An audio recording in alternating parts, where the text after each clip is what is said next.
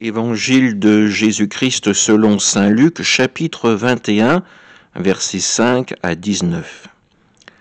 En ce temps-là, comme certains disciples de Jésus parlaient du temple, des belles pierres et des ex-voto qui le décoraient, Jésus leur déclara « Ce que vous contemplez, des jours viendront où il n'en restera pas pierre sur pierre, tout sera détruit. » Ils lui demandèrent « Maître, quand cela arrivera-t-il ? Et quel sera le signe que cela est sur le point d'arriver ?» Jésus répondit « Prenez garde de ne pas vous laisser égarer, car beaucoup viendront sous mon nom et diront « C'est moi » ou encore « Le moment est tout proche ». Ne marchez pas derrière eux. Quand vous entendrez parler de guerre et de désordre, ne soyez pas terrifiés.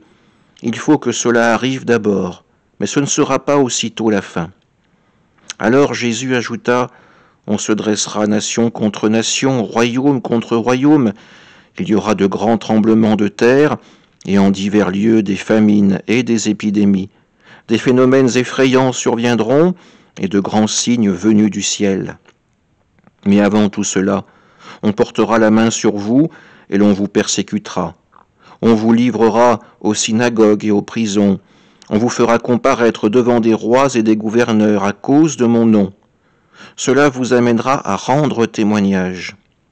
Mettez-vous donc dans l'esprit que vous n'avez pas à vous préoccuper de votre défense. C'est moi qui vous donnerai un langage et une sagesse à laquelle tous vos adversaires ne pourront ni résister ni s'opposer. Vous serez livrés même par vos parents, vos frères, votre famille et vos amis, et ils feront mettre à mort certains d'entre vous. Vous serez détestés de tous à cause de mon nom, mais pas un cheveu de votre tête ne sera perdu. C'est par votre persévérance que vous garderez votre vie. Acclamons la parole de Dieu. Nous continuons ces textes où Jésus nous parle du jour du Seigneur, ce jour où la gloire de Dieu va se manifester. Mais Luc s'adresse aussi à sa communauté. Il sait que cette communauté est en proie à la persécution, aux moqueries, voire même aux condamnations. Que les chrétiens peuvent sembler désespérés. Ils pensent peut-être que Dieu les a oubliés, les a abandonnés. Alors Luc leur redit ces paroles de Jésus.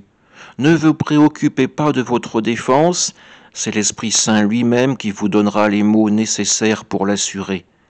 Des mots de justice, de vérité et de miséricorde. Voilà le discours de tout chrétien, parler avec les mots mêmes de Dieu, afin de toucher les cœurs, de toucher les âmes, et de rendre sensible, palpable, cet amour de Dieu pour tous ses enfants. Alors oui, les temps que nous vivons semblent correspondre à ceux que nous venons d'entendre dans l'évangile de Luc, mais ne précipitons pas les choses, gardons la foi dans le Seigneur et suivons son enfant. Amen.